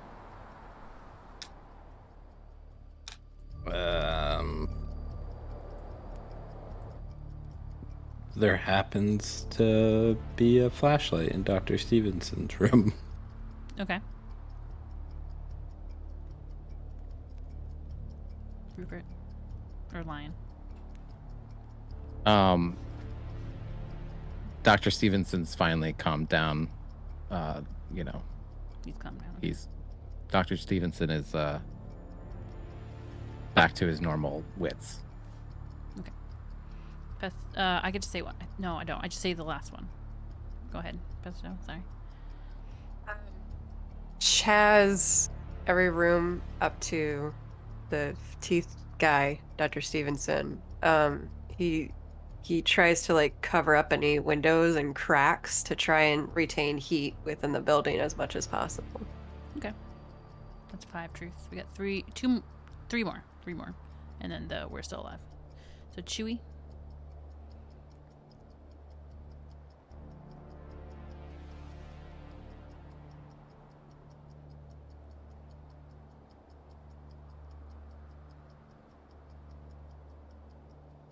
You're muted. It's okay. My bad. Can I say that the power flickers on, but it's super dim? Like, it's like low energy, like a generator kicked on, but there's not a whole lot left. Yes, you can. That a You thing? can alter that. Is You that just too can't much? alter that there's the sun is not up. Okay. Yeah. Okay. And it's like low energy generator. Okay.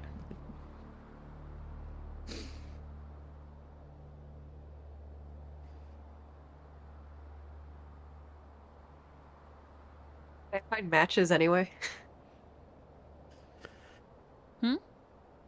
Said, would I be able to find matches anyway? Just like obtain matches or like emergency if you flares said that were that in the was your hallway? truth. If you said that was your Oh, truth. I see.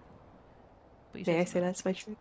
what did you say before? Oh, no. Oh, never mind. Sorry. No, she said she was covering up windows. Yeah. Yeah. Sorry, you spoke your truth. Next Oh up, no, Yeah, it's but all good. You said we have how many more left? 2 more. So it'll be Cosmo, Killa, and then the last one is. Pesto is the best ever. We do love Pesto around here. We stand Pesto Mystic. Through all the commotion, Becky shows up. That's the worst one. The worst truth possible. All right, Killa, last one. Can Louis take Dr. Stevenson's tablet? Yeah, that's the truth. He stole the tablet. Okay. And lastly, you guys are still alive. We are alive. We are alive. All We're right. supposed to say that all at once, right? Oh, yeah. And we are alive. And we are alive. We are alive. We are alive. Okay. We are alive. We are on 3. We 3, 1, 2, 3. 2. We are alive. We are We alive. are alive. We're alive. Coordination's hard. Okay, there's a delay. All right. So, you guys are all still in Dr. Dan Stevenson's office. Nope, his room, and he's calmed down. Chaz is in the hallway, shoving things in to make the heat stay. The lights are flickering on and off a little bit. Louis has a flashlight that he found, and also the tablet. All right, what do you guys want to do next? I'm going to apologize to Dr. Dan Stevenson for making him lose some teeth during the altercation. Sir, I'm really sorry that, a few of your teeth popped out there. I was just trying to help. It felt so real. My teeth, they were cracking, and it hurt, and they were falling out. Is anybody else having visions like that? Like, why did my teeth fall out? They were falling out, but they didn't. But they did, but they didn't. Does anybody else Sir, have you're- that? Sir, you're okay. This morning I had a similar thing, but with my hair. But as you can But your see, hair's still there. Yeah. It was a weird jet lag thing. We all had weird dreams. I don't know. Okay. Yeah, maybe. Now I really am missing teeth. How could you do that? Jeez. Now I really am missing teeth. I'm gonna sue you. Do you know how expensive those teeth were? I was just trying to help you realize that your teeth were there, sir, and realize that I probably could have done something By taking better. them out? By taking them out, you helped me realize my teeth were there. I wasn't trying to take them out. It just kind of your elbow went one way and my elbow went the other way, and my elbow met your mouth, and it just. Wow. I'm sorry, sir. Oh, I've got to talk to management. This has been the worst lab I've ever been to. What does anyone else want to do? Oh, and Becky's there now too, right? Worse. What do you Now you that had? like You had a dream about your teeth. That's just so weird. I have dreams all the time. Sometimes about teeth, sometimes about chicken, sometimes about cornmeal, especially corn checks. I love corn checks. That's my favorite cereal. I have such weird okay. dreams. Anyways, Becky. Excuse me, Becky. Yes, Louie. What's going on, Louie? Speaking of cornmeal, is there food? Of course there's food. There's food upstairs. In the the rec room. There's all kinds of snacks. There's a closet full. There's like a pantry with all kinds of food. could Oh, we now that go- you mention it, I'm starving. I feel like I haven't eaten in days. And I ate right before you guys arrived. But you know, we should get some food. I don't know. I'm just so hungry too. Maybe we should get some food. I'm just so hungry. Let's go upstairs then. Could we go It's the there? greatest please? idea I ever heard, Rupert. You are a smart little cookie. Could we go? Rupert, you are so smart. I'll lead the never heard way. of such a And smart I just idea. leave that. I leave the room. You are a thinker. Becky starts following him, and Dr. Dan Stevens. now that the lights are on, and I can see can I like kind of take a look at everybody and see if they look okay? Okay, well, Becky left, Dan Stevenson left, and Louis. Was it Rupert I or don't Louis that started walking? Who did I follow? Rupert or Louis? Rupert. But Louis followed like defeatedly with his head hung All right, low. so Chaz and RJ are still there. You look at them, and they look flushed. They are sweating profusely.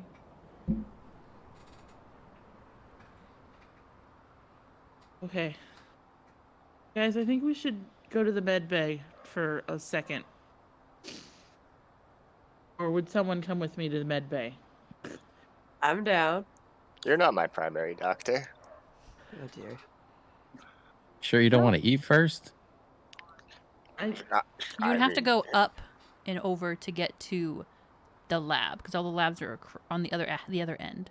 So you're all kind of headed in the same direction. You have to go up and over. RJ will reluctantly go with to the med bay though, because he's sitting there just kind of like munching on Kudo bars. When everyone turns around, he's just like hungry. Well, The power is I'm flickering. famished. Flickering, not full on. So do you want to take the elevator or do you want to take the stairs? Stairs. Yeah. I am feeling quite ill, medic. I need you to carry me upstairs. Piggyback ride. Just kidding. I'll walk. Rupert and Louis, are you going to take the stairs or the elevator? I'm gonna take the stairs. Stairs. Okay. You guys head up the stairs. So the lights are flickering. You head up and you get into the rec room upstairs. What do you do? No. I mean, I take a beer, and then if there's peanuts around, I take a thing of peanuts. Okay. But You I eat would the like to get peanuts to med bay. and The middle of the you're- morning. start realizing how much hungrier you are, and your stomach growls, and you're still hungry. Oh no! And you start to notice that your mouth is feeling really dry. This beer ought to help. Let me chuck it down. Okay.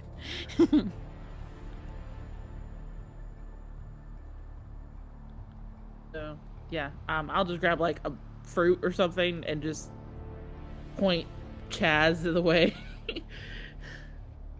Yep, gotcha. Does anybody that's else grab what any we'll have. food? I grab a bagel. Okay, you eat a bagel. Wait, what do you eat?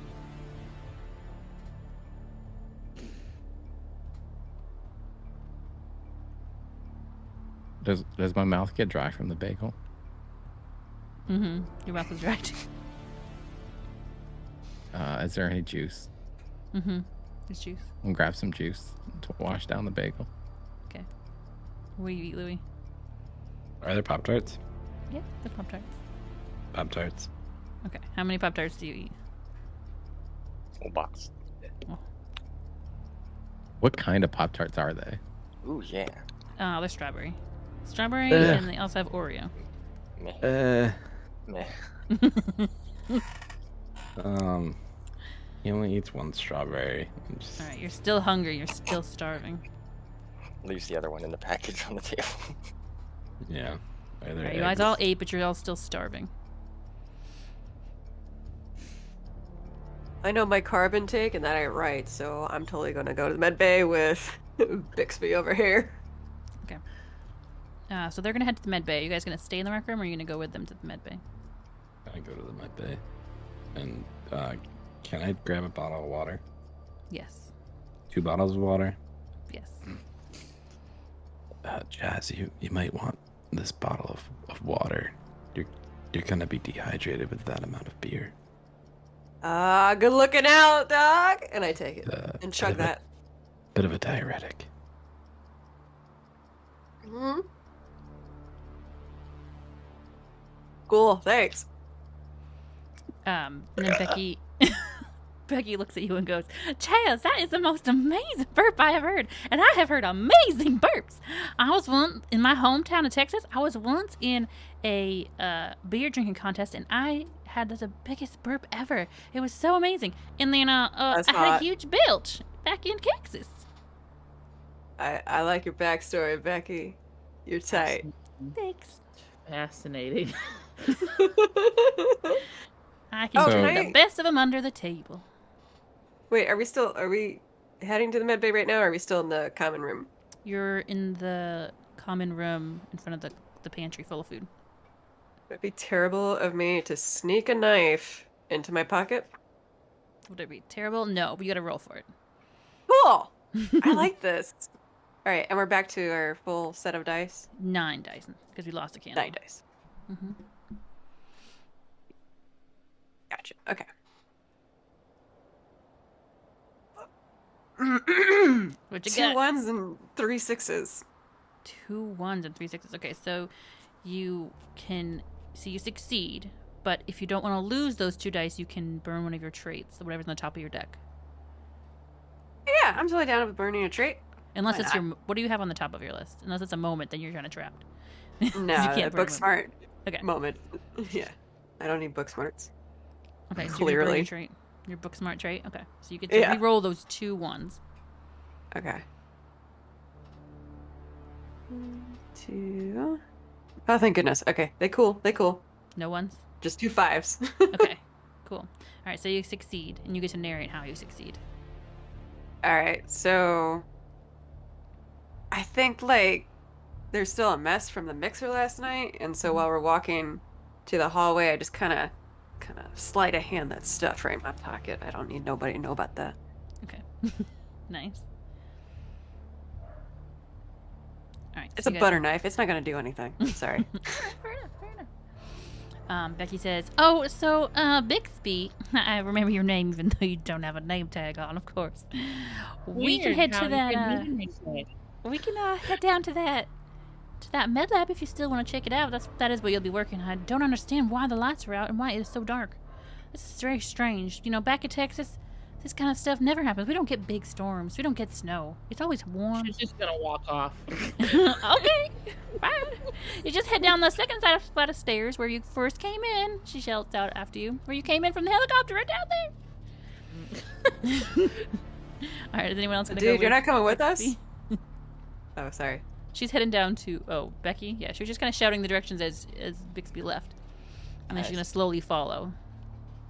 And Dr. Stevenson too is just kind of like in a daze, just kind of falling behind.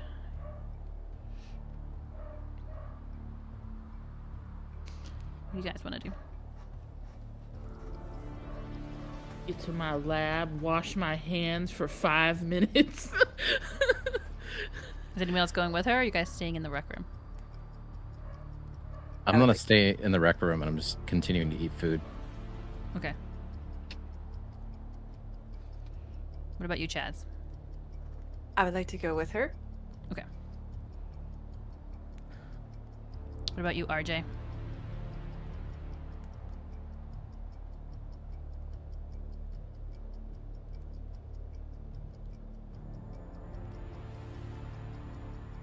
I think he's talking to somebody. Killa, you want to go to... I mean, Louis, do you want to go with Bixby down to the med lab, or do you want to stay with Rupert in the rec room?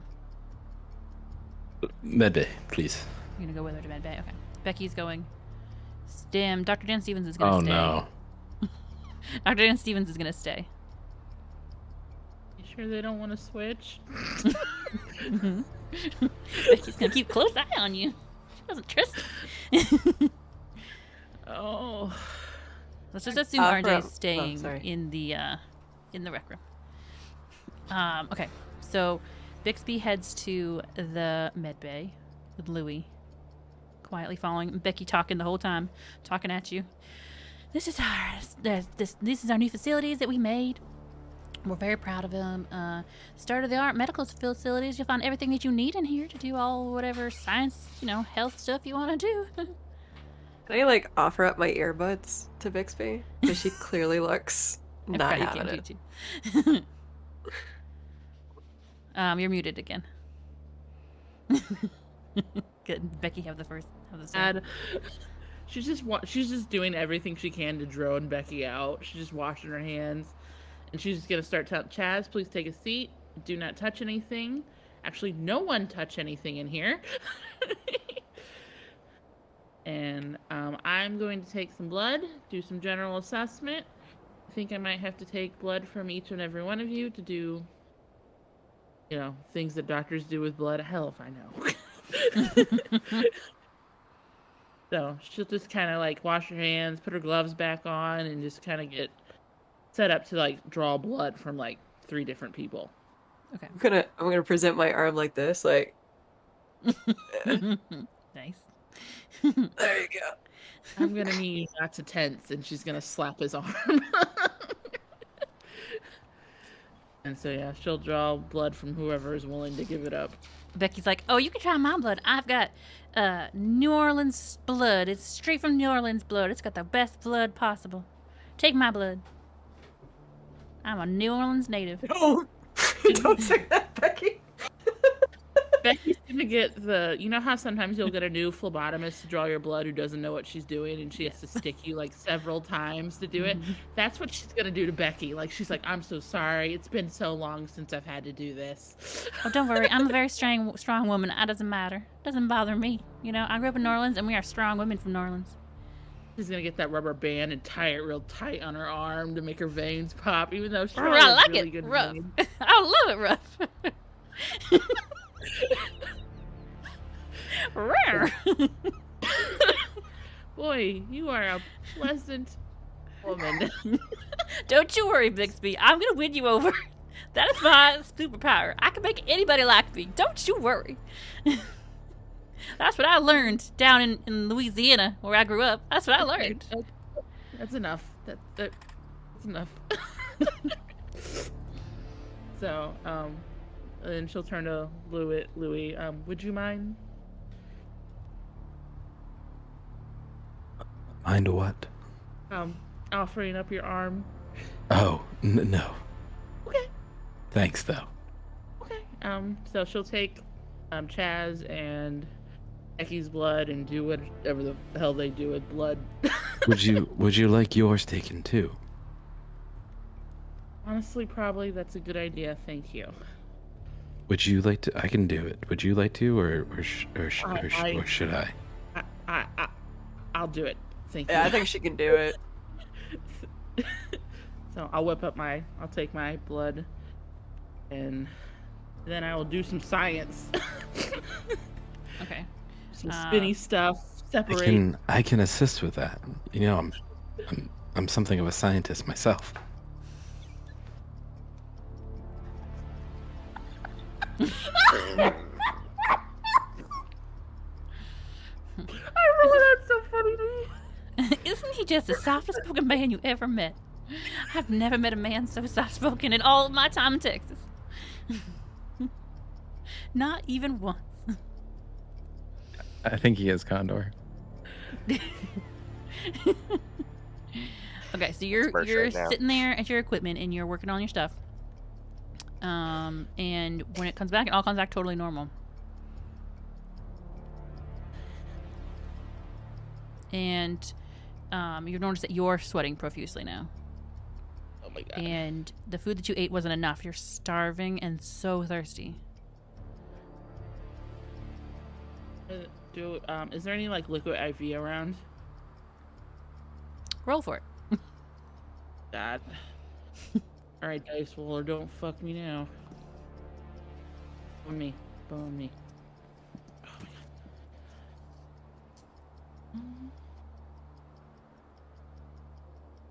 You roll 7 of them because she lost a 1, right?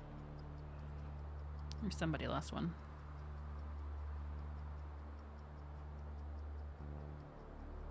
Oh, we lost Chewy. I was gonna wait for her to magically appear again.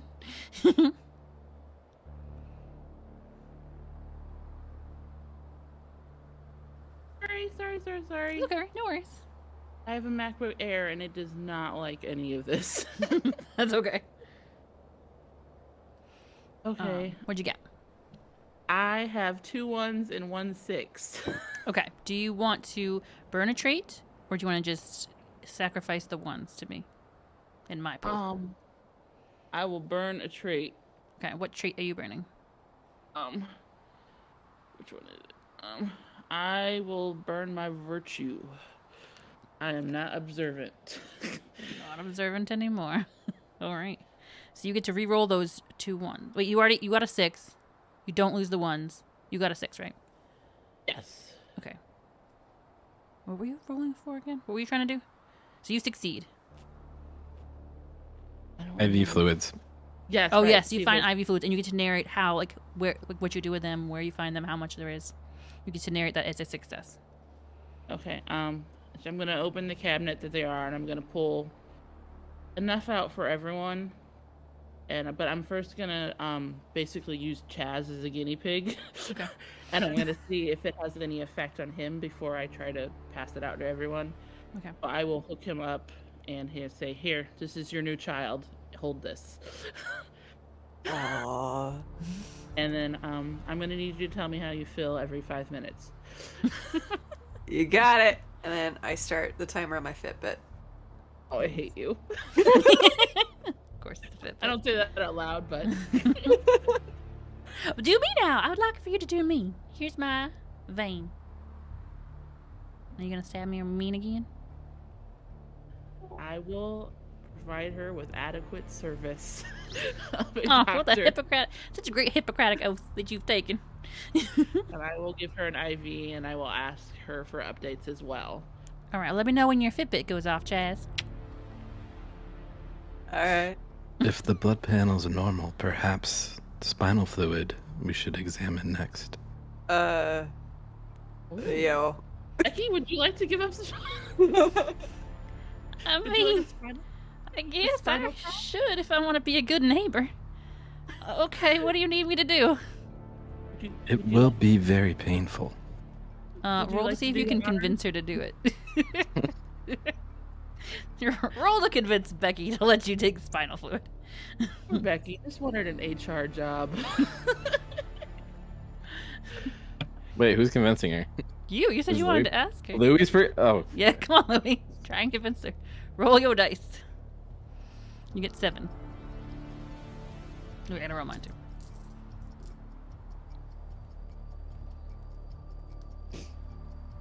I rolled the wrong number. You said 7. Yes. I accidentally rolled 9. Get 3 rid of- 6s and 1 1. 3 6s and 1 1. Okay. Do you want? I have no 6s, but do you want to re-roll the 1, or do you want to lose that from the pool? Do you want to burn a thing, an attribute? No, I can. We're gonna lose the 1. Okay. So Yeah. now you have a pool of 6 dice to roll. Okay, so you get to narrate taking spinal fluids from Becky. For Becky. So we convince her by. I want to be a good neighbor. but- I always want to be a good neighbor. My mama taught me to always be a good neighbor. Like a good neighbor, Star Farmer's there, you know? Well, drugs would help too if you want to be. Do we have any drugs sedated. here? I want to be sedated. Yes. No. Do you have any drugs? Maybe you could find some drugs to sedate me. Okay, we will try. Perhaps we can sedate you first. Who wants to roll for looking for drugs? I will look for drugs. Okay, roll 6 dice, please. Oh, 6? Yes. Did I lose that many? I lost 2, right? Well, he That's lost right. 1. Yeah. Oh, And Killa lost 1 for you guys. so 6. But we get to. It contributes to Never mind. everybody losing them. Yeah. Yeah, but we do get to Spinal Tap. You get to take spinal fluid from Becky, your arch nemesis. Okay, so I rolled 6 dice. I got 3 6s. Did you get any ones?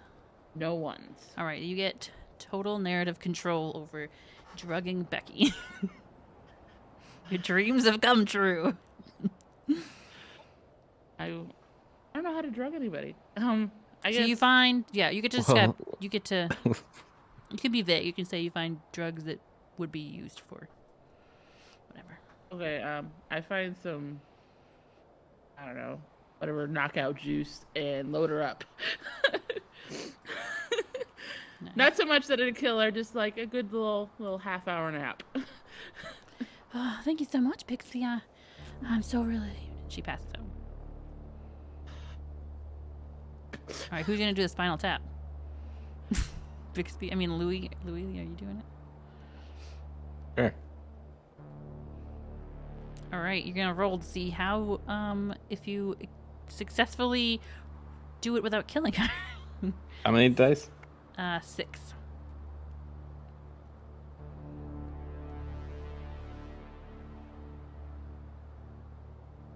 And I lean over to RJ and be like, if he botches this, like, does that mean she's gonna sue you?